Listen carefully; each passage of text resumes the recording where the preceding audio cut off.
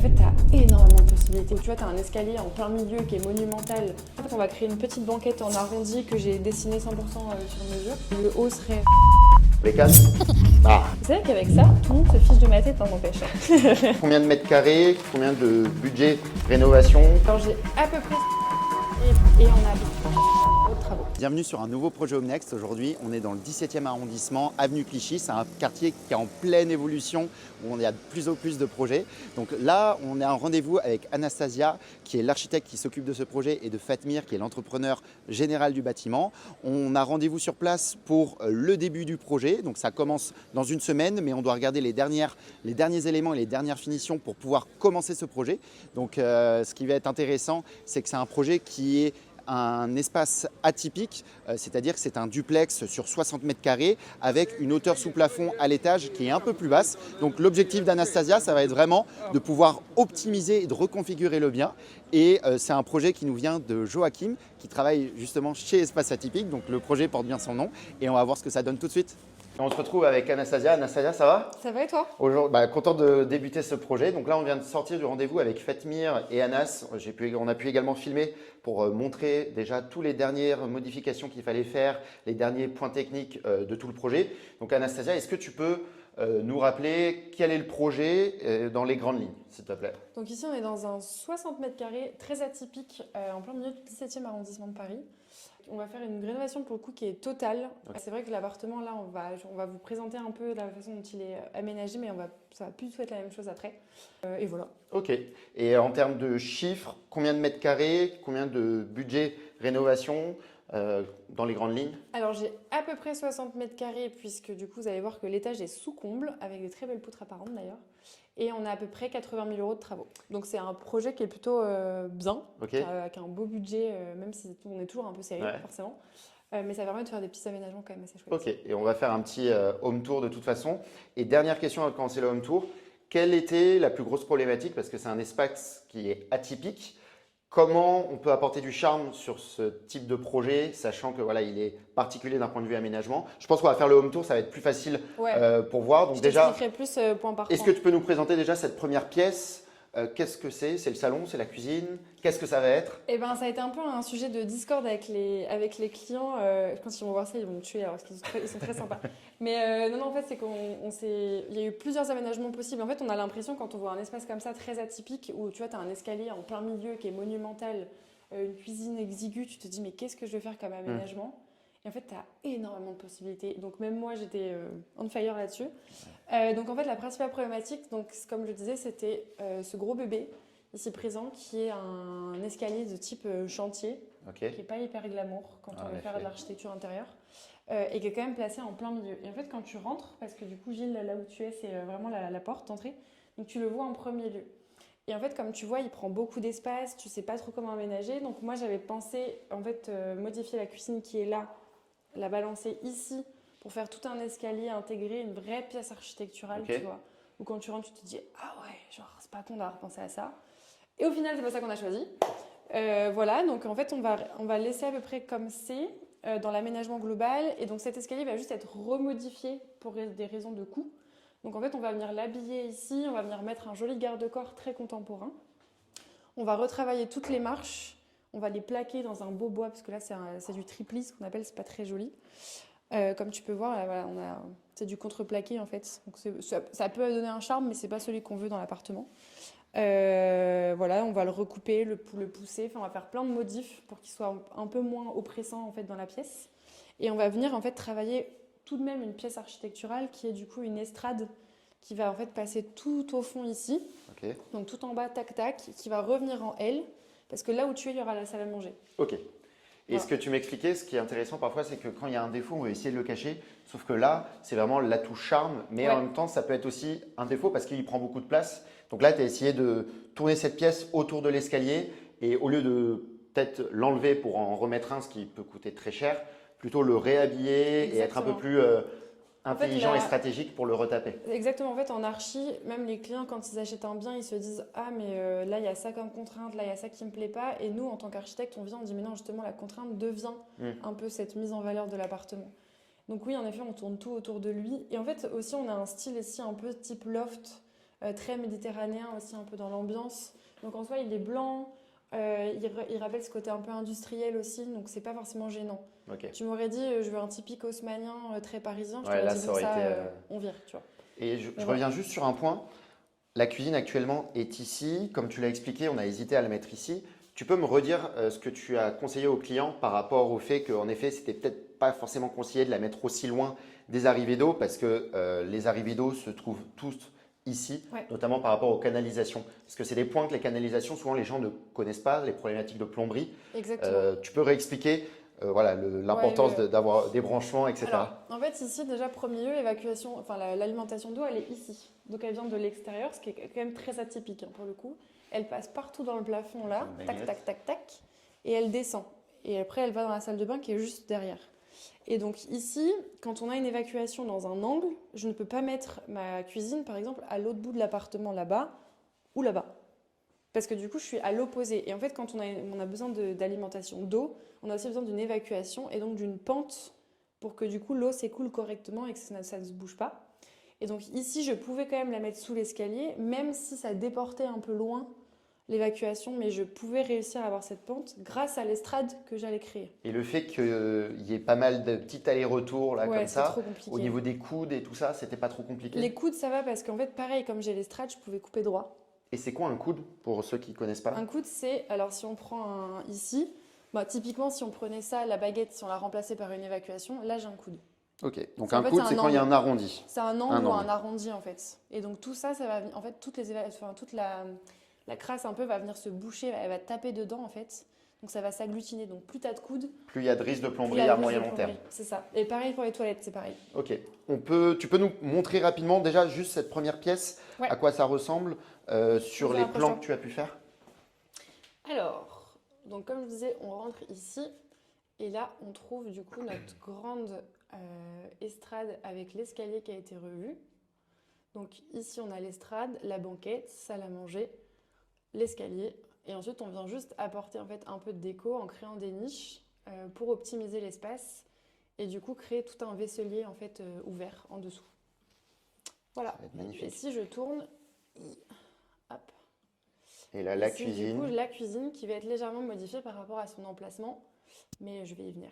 Je vais expliquer. Concernant la cuisine, donc là, déjà dans un premier temps, on peut voir qu'elle est plutôt clean, mais on va la refaire complètement. Qu'est-ce que tu m'as dit tout à l'heure, on conseillait souvent aux clients pour avoir des gains de coût, de revendre les cuisines quand elles sont plus ou moins propres. Tu Ouais. peux en redire plus par rapport à ça? Bah en fait, là, on a quand même une cuisine, tu vois, bah, comme tu l'as dit, qui est très propre. Et moi, par souci d'économie et par éco-responsabilité aussi, j'aime pas jeter en fait des éléments aussi propres que ça. Parce qu'en fait, souvent, quand on démarre un chantier, on appelle la mise en benne. C'est la première étape, c'est la démolition. Donc tout ce qui nous plaît pas, on jette. Et donc ça, moi, je préfère dire aux clients, bah, justement, vous prenez en photo, vous mettez sur le bon coin, parce qu'il y a toujours des gens qui sont intéressés Mm. aussi pour, même si c'est un don, tu vois, peu importe. Et en fait, ça permet de réduire aussi les coûts pour le client, puisque si la personne vient démonter la cuisine, j'ai pas à payer un entrepreneur pour la démonter. Une cuisine comme ça, voilà, grosso modo, combien ça peut coûter si tu veux le mettre par exemple à la revente sur le bon coin, sachant qu'ils doivent aussi s'occuper de la démol. Ça dépend des clients. Ouais. En fait, si tu as un client qui veut vraiment faire de l'argent là-dessus, bon, bah, c'est lui qui choisit son prix. Moi, souvent, je leur dis, vous la donnez, en fait. Ouais. Parce que bon, on n'est pas. Après, c'est on du n'est pas à ça près. temps et de l'énergie qui peut être utilisé. Donc, c'est à voir après en fonction de chaque client. Oui, c'est Ce ça. qu'il préfère, quoi. Mais tu vois, souvent, quand on donne une cuisine, les gens sont assez preneurs. Donc, Ok. Concernant ensuite l'aménagement de la cuisine, comment ça s'est organisé, que ce soit pour les plaques, etc. Il y a pas eu une énorme modification. ouais, il n'y a pas eu une énorme modification, mais c'était quand même un Tetris. Parce que c'est pas facile. Comme tu vois, il y a pas mal d'angles un peu biscornus. Il y a aussi Et la fenêtre. Là, quand il y a la fenêtre, c'est bien parce que ça amène la luminosité, mais du coup, ça fait des rangements en moins. exactement. Et donc, il faut faire pas mal d'aménagements. Les clients voulaient au maximum de plans de travail pour cuisiner. Et comme on voit là, la façon dont c'est Ouais, il disposé, n'y en a j'ai pas que tant que ça de ça. Au plan de final, il travail n'y a pour que cuisiner. ici. Donc en fait, l'idée, c'est qu'on a tout revu avec un cuisiniste qui est aussi de nos partenaires et qui m'a fait un super aménagement pour le coup parce qu'en fait, tu vois, moi, dans mon plan de base, je me suis dit, oui, bah, l'angle qui est là, en fait, je vais le perdre parce que je savais pas qu'il existait en fait des caissons sous évier avec un aménagement jusqu'au fond ici. Et du coup, Kevin, le cuisiniste, il m'a tout aménagé correctement. Donc en fait, là, je vais avoir rangement, four, plaque, un rangement sous évier qui va jusque dans l'angle Ici, j'ai un lave-vaisselle de 60 et non de 40 comme sur ma 3D. Et là, j'ai un grand frigo aménagé. Et avec 2 rangements, 2 placards, avec hotte, etc. Les clients, qu'est-ce qu'ils t'avaient demandé comme thème? Quelle ambiance ils souhaitaient pour l'appartement? Ils voulaient une ambiance. Attends, qu'est-ce qu'ils m'avaient dit au début? En fait, on s'est pas trop dit d'ambiance, mais généralement, on démarre toujours par un tableau Pinterest. Ok, Et donc, ils avaient des idées quand même assez précises de ce qu'ils voulaient. Donc, ils savaient que le haut serait noir, mais ça, j'y reviendrai tout à l'heure. Et le bas plutôt lumineux. ok. Et après, on est parti sur une ambiance, c'était vraiment du bois très clair, des beiges, des blancs. Et donc, je suis partie sur plutôt un truc un peu méditerranéen. Tu vois, ça va être béton ciré au sol, ça va être voilà, des blancs, des lins, du bois clair. On va avoir juste des petites touches de vert et de bleu de temps en temps, Ok. mais très minime. Et après, que du doré partout. Ok. On va passer à la suite de la visite. Donc là, ça va être l'espace cuisine, salle à manger. Ouais. Ensuite, on avance sur le couloir. Donc Ouais. ça, le couloir, ça va rester couloir.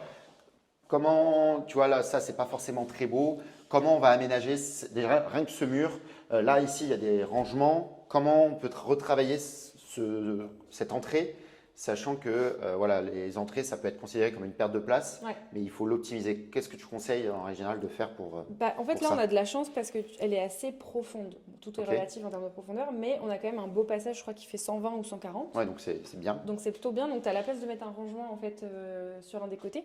Ok. Donc là, en fait, on va créer une petite banquette en arrondi que j'ai dessinée 100% sur mesure. Ça, c'est Ok. mon petit kiff à moi, j'avoue. Voilà.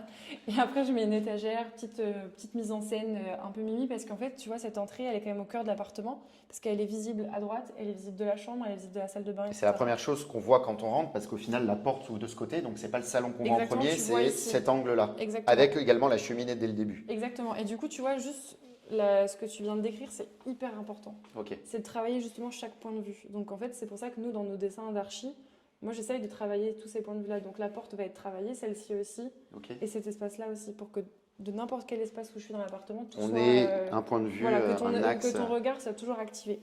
Et donc ça, le tableau, c'est un gros point d'interrogation. pour Ok. l'instant, Pourquoi? avec l'entrepreneur, parce qu'on était en train de regarder ça tout à l'heure. En fait, ça, c'est le compteur classique. Enfin, c'est le tableau classique. Et ça, c'est le compteur de l'appartement qui doit être déplacé par GRDF, enfin, EDF.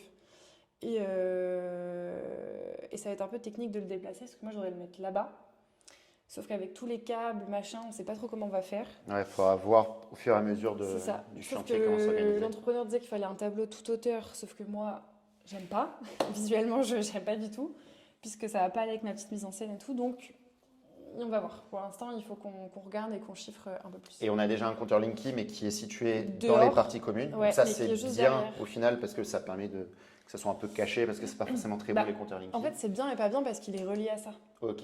Donc, du coup, en termes de câblage Ah, aussi, du coup, ça tu fera vois, une plus grosse distance si on les sépare. Ok. C'est ça. Donc, faut voir. Après, On va- déplacer un compteur Linky, c'est encore plus chiant que Ouais, déjà un ouais. compteur. De toute façon, Donc, les deux, on- c'est un peu. On verra avec l'entrepreneur. Ce qu'il faut voir avec le consuel, alors dès qu'on veut déplacer un compteur, on doit contacter un organisme qui s'appelle le consuel. Et en fait, le problème des consuels, c'est que on sait quand ça commence, mais on ne sait pas toujours quand ça termine et ça peut prendre 1, 2 ou à 3 mois en fonction de la réactivité et en fonction de la période. Souvent, mai, juin, c'est la période où il y a le plus de demandes de consuels parce que c'est là qu'il y a le plus de projets de rénovation sur toute l'Île-de-France, même sur toute la France. Donc voilà, c'est toujours de l'organisation. Dès que vous avez des projets de découpe, par exemple, il faut appeler le consuel ou dès que même vous voulez déplacer un compteur. Donc c'est des points qui sont importants à prendre en compte lorsqu'on veut faire un projet de rénovation. Ensuite, la salle de bain. Ah, attends, je finis juste le Ah, point sur ok. les deux autres points de vue qu'on a. En fait, ici, on a une porte en applique, ce qu'on appelle, puisqu'elle est sur le mur. Et en fait, nous, on va venir casser cette cloison et faire une porte à galandage qui sera dans le mur. Ok. C'est quoi la différence déjà entre une porte à galandage et les portes qui rentrent Je directement viens de le dans le dire. mur? Intérieur, extérieur. Intérieur, extérieur. Ok. Applique, elle est à l'extérieur. À galandage, elle est à l'intérieur. Ok. Et tu préfères quoi en règle générale? Est-ce qu'il y a une préférence entre les deux? Ça dépend de ton espace, en fait. Souvent, quand tu as besoin d'un esthétique particulier, c'est beau de l'avoir en applique. Ok. Comme ça, tu vois, quand tu as un long mur, ça habille un peu. Mais quand tu n'as pas besoin de cet esthétisme, tu mets un galandage. On m'avait dit aussi au Et niveau c'est- des sorties électriques, parfois si c'est à galandage, bah forcément, Tu peux par rien exemple, mettre derrière. ouais, tu peux rien mettre en termes Exactement. d'électrique et du coup c'est un peu Et c'est embêtant. en termes d'isolation phonique aussi. Ok. Parce que tu vois, ça, c'est pas du tout. Enfin, c'est pas très intimiste, quoi. Et à force de faire des allers-retours, est-ce que ça abîme pas plus la porte plutôt que les portes traditionnelles où on ouvre et on ferme de cette manière? Non, parce que les systèmes sont quand même bien faits aujourd'hui. Et donc l'idée ici, c'est de remplacer donc, par exemple une porte à galandage. Et pareil, en fait, moi, là, j'avais pas envie de travailler quelque chose de carré. Ok. Donc en fait, on va venir travailler des arrondis. Donc ces deux portes-là Plus en seront plus en à la fait mode, les en arrondis. arrondi, ouais, voilà, pour aussi un peu cadrer le regard. Donc quand tu vas être ici, il y aura du coup la cheminée avec un beau miroir, des dressings, etc. Et là, ce sera la salle de bain pour le coup. Et l'arrondi, c'est uniquement sur l'entrée de la porte ou également sur la porte? Alors là, c'est une petite astuce que j'ai faite parce que à la base des bases, je voulais une porte vitrée en verre flûte, donc avec un verre strié, etc. Sauf que c'était hors budget. Ok. Et donc on a mis une porte à galandage classique qui est rectangle comme celle-ci, mais pour tricher un peu vu qu'elle est à l'intérieur de ma cloison, en fait je viens juste habiller mon mur extérieur en arrondi, Ok. mais côté couloir et côté salle de bain. Donc ça permet en fait d'avoir un gain financier puisque ta porte elle est classique, parce qu'en fait c'est le galandage qui coûte le plus cher dans l'histoire. Et après c'est juste voilà, du placo et on fait des enduits. Ok. La salle de bain? Donc salle de bain, vas-y viens voir Gilles. On fait un petit Tetris, on échange. Alors la salle de bain, quelle est la configuration classique? Rien de fou et rien d'extraordinaire. Non. Comment on va le reconfigurer? Et là, il y a des éléments qui sont à prendre en compte. Donc la douche, le ballon d'eau chaude, les WC et la machine à laver. Qu'est-ce qu'on va faire avec ces 4 éléments qui sont souvent le plus important? Eh ben, on vire tout. C'est-à-dire? On enlève tout parce que les clients voulaient déjà une baignoire. Ok. Donc ça m'a fait, j'ai eu la petite goutte de sueur froide quand ils m'ont dit ça. Je me suis dit, Aïe, aïe, aïe, comment ok, ça va au vu passer? d'espace, ça va être un peu dur. Les toilettes, on va les modifier aussi pour essayer de les reculer au maximum et en fait de faire un WC suspendu pour gagner en placard aussi au-dessus. Ok. Le ballon d'eau chaude, il s'en va. On va mettre un extra plat. Donc Ok. c'est un ballon qui fait que 40 cm et on le passe dans la chambre. Pourquoi? Pourquoi? Pour gagner pareil de la place dans la salle de bain. Et c'est aussi parce que j'ai dessiné un tout petit dressing parfait pour lui. Donc je me suis dit, c'est nickel. Ok. Et aussi parce que je l'avais un peu oublié dans ma conception. Mais ça, on ne le dira pas. Ça arrive des fois. Et ensuite, la machine à laver, pareil, en gain de place ici. Parce que là, elle n'est pas pratique si je mets une baignoire. Si je la mets ici, elle est trop profonde. Ouais, et même quand on est par exemple en couple ou avec des personnes, on aime bien avoir un grand évier C'est pour ça. pouvoir. Et en fait, l'idée, c'est petite astuce, on la monte à l'étage. En fait, elle va se retrouver Ok. sous les rampants. Donc plutôt parce que vous allez voir, l'appartement, comme il est atypique, en fait, au rez-de-chaussée, on n'a pas du tout de salon. Et tout se passera à l'étage. Et en fait, les clients, ça les dérangeait pas d'avoir leur buanderie là-haut. Donc on a tout inversé. Et niveau plomberie, parce qu'on sait qu'il y a souvent des dégâts des eaux à cause justement des machines à laver. Comment ça se passe d'un point de vue plomberie? C'est pas trop problématique? Non, parce qu'en fait, on a la chance de pouvoir la mettre juste au-dessus. Et donc du coup, en fait, l'évacuation va monter juste tout droit. Et là-haut, en fait, on a un rampant qui est isolé, coffré, donc on va faire tout un truc. Tu peux rappeler ce qu'est un rampant? Je sais que je t'expliquerai tout à l'heure. Ah, là, y a. Du coup, ça s'en va. Ensuite, Ok. ici, je vais avoir la baignoire. Donc, baignoire Ça, on va encastrée, somme toute classique. Et comme on fait une cloison à galandage, du coup, la cloison fait 10 cm d'épaisseur. Donc, je peux mettre une robinetterie encastrée. Ok, donc ça c'est très Gilles, bien. si tu t'avances un peu, on peut montrer la différence. Vas-y, viens, tu peux regarder dans la douche. En fait, ce qu'on voit ici, c'est pas une robinetterie encastrée, puisque du coup, j'ai en fait le mitigeur qui est visible, plus la barre, plus le pommeau. Et une robinetterie encastrée, genre, j'ai pas du tout la barre, j'ai juste un disque dans le mur et un ciel de pluie là-haut. C'est tout. Et ça, je peux le faire que quand j'ai 10 cm minimum de cloison. Ok. Est-ce que ici, au niveau des murs, ça sera un carrelage toute hauteur? Comment tu vas plus ou moins Non, en fait, pareil, pour réduire un peu cet effet de masse dans une petite salle de bain, tu vas favoriser le carrelage forcément dans la baignoire, puisque du coup, ça va servir pour prendre la douche. protéger aussi de l'eau? Voilà, et du coup, juste en crédence, là, il n'y en a pas, parce que c'était en location avant. Donc, on va juste faire en crédence. Et le meuble ici sera un meuble qu'on va aller chiner avec les clients pour avoir une petite touche de vintage, parce qu'ils aiment bien aussi ce principe. Ça, c'est toujours cool. J'ai une petite question. On a parfois des appartements où il y a ce type de mur, qu'on appelle ça déjà, c'est fibre. C'est de la toile de verre. Toile de verre. Comment on peut faire lorsqu'on veut faire des travaux? On doit remettre de l'enduit au-dessus pour ensuite mettre de la peinture. On peut enlever cette laine, cette toile de verre, pardon. Comment ça se passe? Alors, en fait, quand elle est mal collée, c'est-à-dire quand on a des bulles d'air dedans, il vaut mieux l'enlever et la refaire. Là, elle est très très bien collée. Je pense qu'elle a été faite pour la vente. Et que vers le haut, mais, après c'est une zone humide, donc c'est normal que ça se décolle peut-être. Aussi, et puis on est dans un appartement Ouais. où tout est de travers, donc c'est normal que tout soit pas parfait. Mais en fait, là, justement, j'ai négocié avec l'entrepreneur, en fait, on va venir réenduire et repeindre. Ok. Donc on va la conserver. En fait, ça va faire un peu comme ça à la fin. Une seule couche, ça suffit sur ce Ouais. type de… Tu vois, ici, on voit le détail, Ah oui, ok. le détail là. Ok. Voilà. Et ça permet en plus d'avoir, de repartir sur un Une mur base plat. saine et plate. Ok. Voilà. Ensuite, la chambre, avec cette belle cheminée là qui est magnifique. Quand on la touche, elle est toute froide. Alors ça, c'est une chambre, mais ça pouvait être aussi un salon. Ok.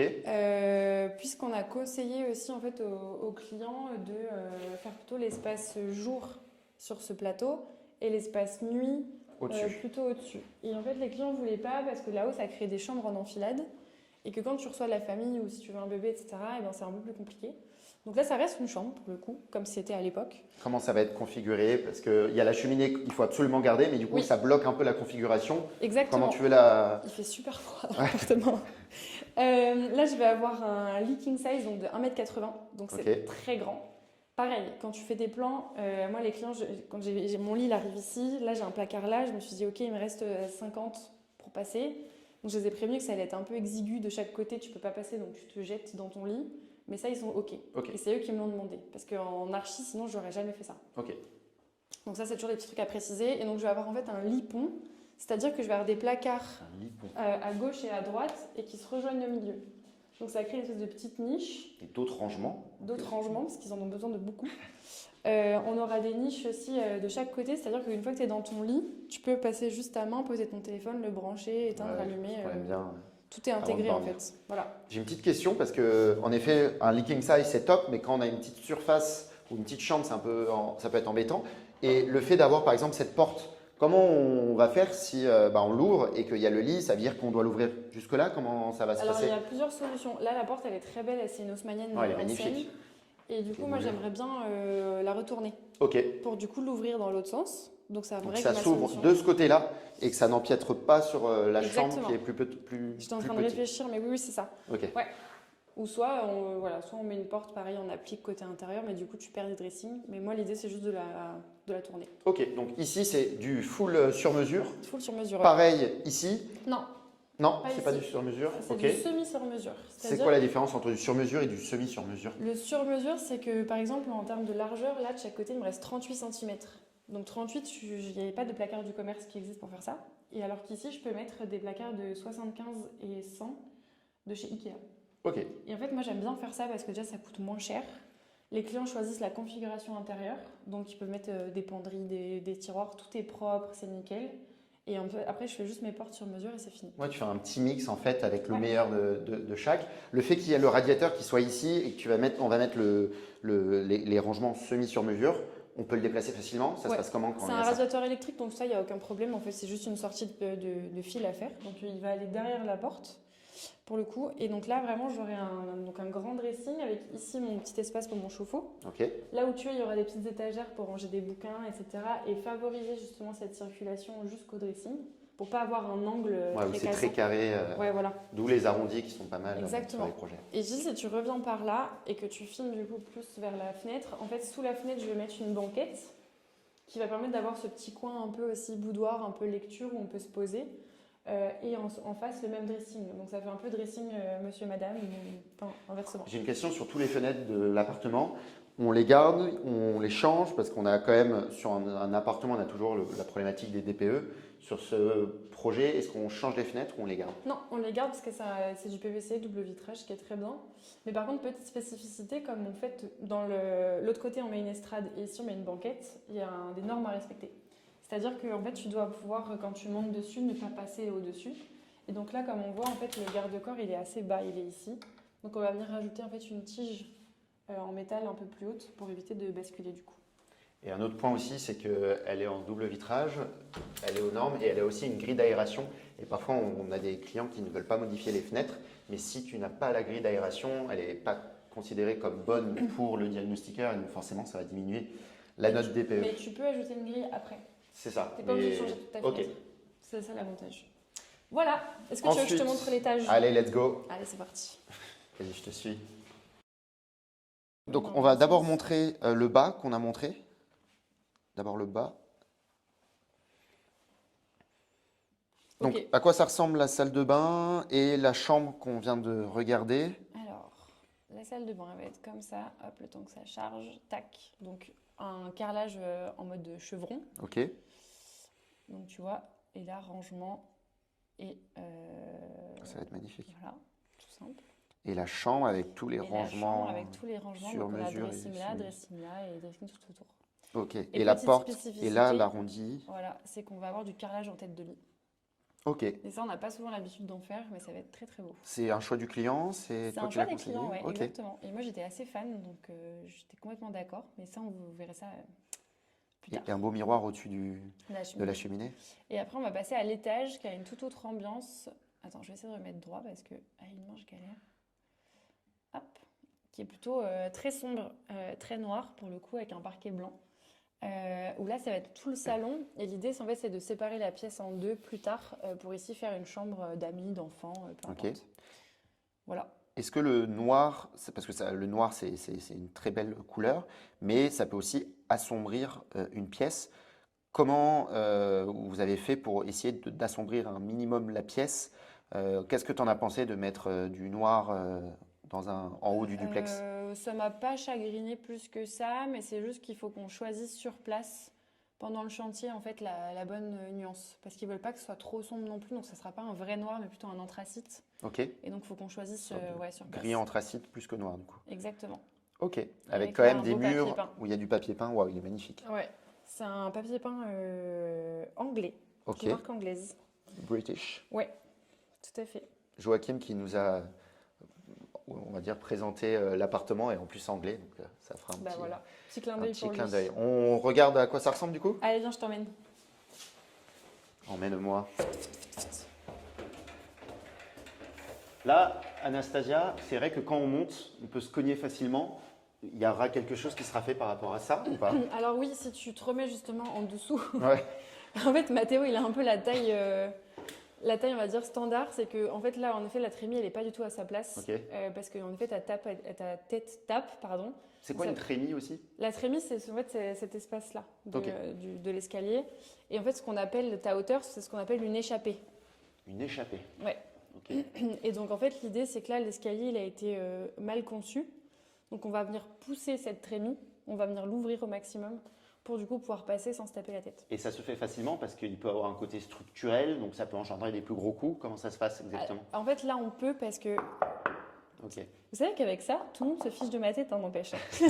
Mais c'est en même temps, c'est la C'est base du- de la base. Hein. Ouais, voilà. Et en fait, ici, c'est du bois. Donc, ça veut dire que je peux ouvrir parce que du coup, donc c'est pas du porteur, c'est pas une dalle en béton comme on peut avoir dans des appartements plus classiques. Ok. En fait, là, tout est en bois. Donc, ça veut dire que je peux couper mes solives en bois, les renforcer autrement Ok. et ouvrir.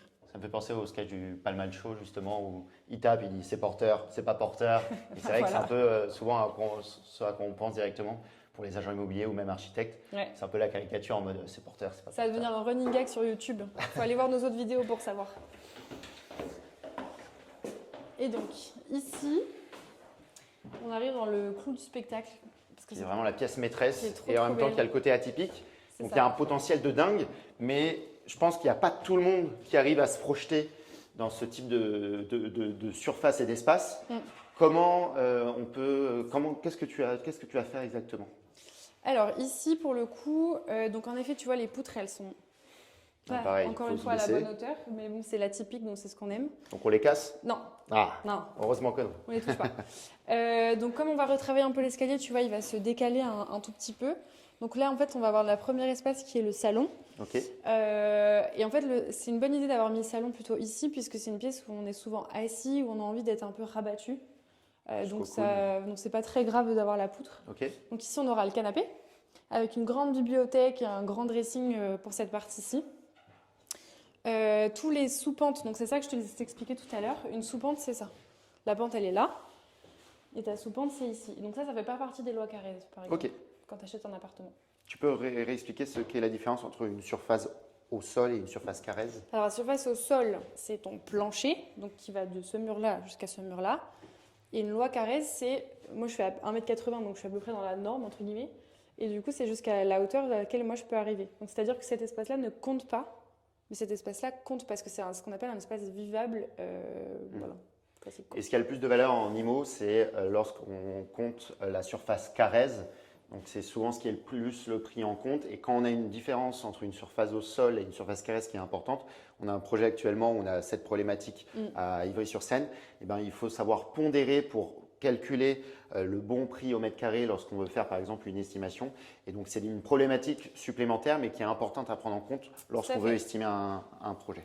Tout à fait. Et donc là, ça va vraiment être le salon. Donc la machine à laver sera plutôt là-bas. Ok, parce que là, juste en dessous, comme tu as dit, on a la salle de bain, donc c'est Exactement. parfait. Donc là, ce sera l'espace TV. Ok. Et au fond, en fait, là, on va laisser libre pour un bureau ou salle un peu de jeu ou choses comme ça, ils verront. Avec 2 fenêtres qui sont Avec 2 à l'extrémité, au milieu, il n'y en a pas. Ouais, c'est plutôt bien pensé d'ailleurs, ça, c'est assez malin. Et là, on va avoir tout un mur en fait de dressing ici et dressing encore en dessous. En fait, l'idée, c'est d'optimiser à fond tous les espaces un peu perdus. Trop cool. Et du coup, c'est quoi la suite là? On avait le rendez-vous ce matin avec Fatmir. Là, on a le photographe qui passe après à 10h pour les photos d'avant et également les vidéos d'avant. C'est quoi la suite avant le début du projet et c'est quand le début du projet? La suite, là, c'est de mettre à jour le devis. En gros, Fatmir, il a déjà fait un premier devis ici. Moi, j'avais besoin de vérifier, notamment sur les menuiseries sur mesure, parce que tout n'était pas terminé d'être dessiné quand je lui ai envoyé les éléments. Et en effet, il m'a dit oui, je pense que là, il va y avoir des petits ajustements. Donc il y a toujours, de toute façon, des petites modifications jusqu'au dernier moment. Donc, on verra la douloureuse à la fin. Et l'idée, c'est que moi, j'arrive à tout clôturer cette semaine avec les clients et qu'on démarre la semaine prochaine. Le chantier. Trop cool. Voilà. Bah, parfait. Bah, merci beaucoup en tout cas pour cette vidéo. Franchement, c'était hyper intéressant et ça montre que voilà, il y a plein de problématiques auxquelles on prend pas, qu'on ne considère pas forcément quand on veut commencer un projet. Et n'hésitez pas à nous suivre sur notre chaîne YouTube. Ça nous donne énormément de force. Et si vous avez un projet similaire de rénovation un peu atypique et vous avez un peu du mal à vous projeter, n'hésitez pas à nous contacter sur Homenext. Donc, vous avez juste à estimer votre projet directement sur la page internet. Et merci Anas encore une fois. Et on se dit à très vite pour une nouvelle vidéo. Merci beaucoup.